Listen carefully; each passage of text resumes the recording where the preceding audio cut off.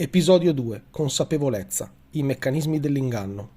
Abbiamo detto che l'artista ha sempre meno importanza, abbiamo detto che tanto i testi li scrivono gli altri, che la produzione è di altra gente. Tutti questi tagli che sono stati fatti, perché evidentemente ognuna di queste scelte porta degli enormi vantaggi economici. Dove ci porta? Ci porta nel fatto che degli investimenti devono essere pur fatti, no? Altrimenti come fa lo sconosciuto a non essere più sconosciuto il giorno dopo? Gli investimenti vengono fatti sotto forma di pubblicità, articoletti, vorrei dire magazine e fanzine, ma non esistono più. Diciamo le versioni online di giornali, di riviste specializzate, accordi con le radio, televisione, interviste, pubblicità, salottini.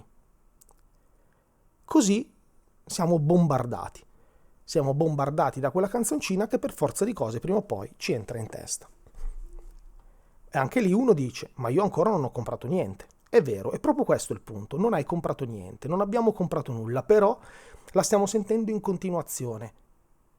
E benché a noi non ce ne freghi niente di ascoltare quella canzone, di andarla, magari cambiamo ciringhito quando parte quella canzone, ci sono tutta una serie di persone meno sensibili all'interesse per la musica, che non sono indignati come noi, che non sono interessati come noi alla musica, alla quale, ma sai che mi mette allegria. E non solo l'ascolta, ma quando è in macchina con noi prende il nostro Spotify o qualsiasi sia il nostro servizio di streaming e dai, metti questa, e la mette. E poi la mette a casa sua, e poi la mette quando è con gli amici a mangiare la pizza, e questo moltiplicato per tutti. E questa è una parte, quelli che hanno coscienza. Poi ci siamo anche noi che non abbiamo coscienza e che mettiamo su una playlist. Pensate nei locali, ma pensate a casa nostra, stiamo facendo un lavoretto e ci mettiamo la playlist.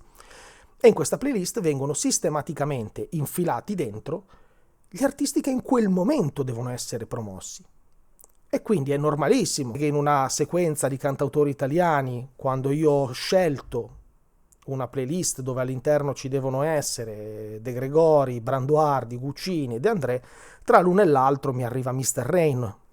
Certo, non fa una grinza. Cosa stiamo facendo in quel momento? Ogni volta che questo accade, noi stiamo facendo fare il conteggio degli streaming. E anche qui uno dice, vabbè, ma a te che te ne frega, al massimo la salti. Beh, non è proprio così, perché se in quel momento sono piegato sotto il lavandino a sistemare un tubo dell'acqua, non è che mi alzo per togliere la canzone, e quello è uno streaming fatto. Se sto guidando, magari sto parlando con gli amici, a uno di quelli gli piace sta canzone schifosa, io non è che gliela voglio togliere, gliela lascio pure, eccetera, eccetera. A quel punto però, siccome siamo abituati a parlare di tutto e non ci basta più dire ma cosa vuoi, io accendo la radio, ascolto quello che capita, no, non lo fa più nessuno, sono tutti quanti intenditori di musica, quindi ci tengono a dire guarda che la mia posizione è ferma, guarda che Madame è la nuova De André. Però è un po' debole. Allora che cosa gli serve? Gli serve appoggiarsi a un'opinione di qualcun altro, un'opinione che possibilmente sia riconosciuta come attendibile, come autorevole. Ed ecco che il mio amico o la mia amica, che potevano dire questo fino a un secondo fa, ma timidamente, adesso invece gli viene fornito da quel giornalismo, e lasciamo stare gli aggettivi che mi vengono in mente, gli viene fornita una forza da utilizzare, gli viene dato questo tipo di appoggio. Quindi possono dare forza e inspessire le proprie teorie aggiungendo una cosa. Ma io l'ascolto perché questa è la nuova De André. L'ha detto anche Rocol. Per dire un nome a caso, nemmeno mi ricordo se l'ha detto Rocol. Lo ha detto Pierciccio X. Ma guarda che sono bravi, ci ha suonato anche Morello. Ah sì, e chi è Tom Morello? Ah, boh, non lo conosco, però dice che è proprio il più bravo. Vi dice qualcosa? Un'altra mano gli viene data da questo fenomeno dell'attribuzione dei famosi premi e riconoscimenti ufficiali, che vengono dati dalla FIMI, quindi i dischi d'oro. Ma guarda che sei l'unico che non l'ho capito quell'album, perché quest'album è già doppio disco d'oro, E qui urge una domanda. Che cos'è un disco d'oro? Ecco, tutti sappiamo che il disco d'oro banalmente è l'assegnazione, il riconoscimento, quindi l'assegnazione di un titolo per aver ottenuto dei risultati in termini di vendita. E quindi cosa vuol dire disco d'oro? Adesso ci avvaliamo della grafica e lo andiamo a vedere. Facciamo un paragone estremo, quello che era necessario in termini di volume di vendite nel 74 per ottenere questi riconoscimenti e quello che invece è necessario ottenere oggi. Nel 74 il disco di argento prevedeva la vendita di 500.000 copie. Sempre nel 74 il disco d'oro prevedeva la vendita di 1.000.000 di copie. Oggi 25.000. 25.000, 1.025.000. Ecco perché non esiste più quello d'argento. Quello d'argento non esiste più perché quello d'argento dell'epoca sarebbe stato praticamente 20 dischi d'oro di oggi. Saliamo, il disco di platino. Il disco di platino prevedeva 10 milioni di copie vendute. Oggi 50.000. Lasciamo stare i diamanti, i pluridiamanti e compagnia bella, avete capito qual è il discorso. E ora si entra in un'altra cosa interessante, ovvero, ma nell'epoca del digitale come vengono contate le vendite? Cosa significa vendere nell'epoca digitale? E forse i requisiti sono più bassi perché effettivamente oggi è molto più difficile vendere dei dischi dato che tutti quanti utilizzano lo streaming? No, è esattamente il contrario, ovvero gli streaming vengono conteggiati. Ci sono dei calcoli comunque, non è che ogni streaming equivalga a un disco. Questo è tutto a vantaggio chiaramente del mercato discografico che può vantare titoloni su titoloni. E qui vi chiedo di fare una cosa. Scrivete di un artista qualsiasi. Tac tac tac tac tac, dischi d'oro o riconoscimenti. Vi usciranno decine di articoli pronti a dire 8 dischi d'oro dopo 2 giorni, dopo 1 minuto era disco di platino. Ok.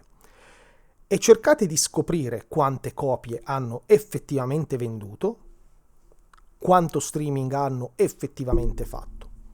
Scoprirete che è praticamente quasi impossibile risalire a questi dati. Noi sappiamo che quello è primo e quello è secondo. Questi dati sono difficilissimi da trovare. Non si trovano, almeno io non l'ho trovati. Anzi, se trovate una maniera come per farlo, vi prego di suggerirmela, perché io ho cercato ovunque, ovviamente a partire dal sito della FIMI, e non si trova niente. Ora che abbiamo coscienza e consapevolezza, abbiamo capito quanto sono importanti anche quegli streaming che a noi sembrano inutili. Quel mi piace messo a caso, quello scaricare quella canzone così, quel lasciare andare una playlist dove ci sono 3-4 canzoni che non ci piacciono e non abbiamo scelto. E allora cosa ci rimane da fare? Allora siamo senza speranza. No, non è vero, non siamo ancora senza speranza. Qualche speranza ce l'abbiamo. Cosa possiamo fare? Possiamo, una volta acquisita la coscienza, mettere in pratica tutta una serie di azioni, se vogliamo bene alla musica, che in qualche modo potrebbero migliorare, e lo migliorerebbero sicuramente, il mondo del mercato musicale e di conseguenza della produzione, della distribuzione, del livello generico medio del materiale che ci viene proposto e anche dei prezzi magari dei dischi. La prima è comprendere che il capitalismo, andando a braccetto con il concetto di consumismo, se da una parte è vero che ci relega proprio all'ultimo stadio, a quello del consumatore con occhi chiusi, orecchie chiuse, che apre la bocca e mangia il panino da McDonald's e basta, ci consente anche di fare qualcosa di importante, cioè scegliere. Perché se è vero che il prodotto confezionato tu ce lo stai dando per soddisfare un nostro bisogno, che è impellente, che è immediato, cioè la fame, e che immediatamente dopo hai bisogno di farci tornare fame e di darci quindi un altro panino, ci vuoi dare un altro panino, ecco la prossima hit, non ti affezionare troppo, il disco non è tanto bello, non è fatto bene, non è fatto per durare, perché non vogliamo che duri, tu devi finire quel disco, se lo hai ascoltato, perché infatti vanno solamente i singoli, ci sono artisti che non fanno album mai, fanno solo i singoli, e basta, e già questo dovrebbe dire qualcosa. Appena l'hai finito di ascoltare e ti ha accompagnato per un mese, tu te lo devi scordare. Ecco perché non ti rimane dentro quando la gente dice ma le canzoni di prima si cantano dopo 30 anni. Certo, queste non sono fatte per rimanerti dentro. Tu devi immediatamente interessarti all'altro pessimo singolo che ti verrà proposto. Però puoi scegliere, sia nel caso del panino, nel fast food, che nel caso della musica. Perché se invece di accontentarti della fame ti interessi al cibo, allora svilupperai coscienza, allora andrai a ricercare qualcosa di più, allora capirai che probabilmente vale la pena di fare una fatica in più, vale la pena di spendere 2 euro in più, vale la pena di cercare quel produttore che continua a ostacolare, ad andare contro questo sistema, che si rifiuta di fare parte di questo sistema. Puoi scegliere di non mangiarlo quel panino. Se scegli di non mangiare quel panino, per forza di cose la loro proposta dovrà cambiare. Non a caso i fast food che abbiamo preso ad esempio hanno dei menù che sono pensati razionalmente per le diverse zone, a seconda delle varie esigenze. Penserete mica che il menù Chianina sia disponibile in Portogallo, vero? Quindi abbiamo capito questo meccanismo. Siamo coscienti del ruolo che abbiamo e dell'importanza della nostra scelta. Se siamo arrivati fino a qui, adesso ci chiederemo, ok, ma mi sembra ancora abbastanza vago questo, come scelgo? Come posso io fare qualcosa in più? Io penso che dovremmo ripartire dal bello, dalla bellezza.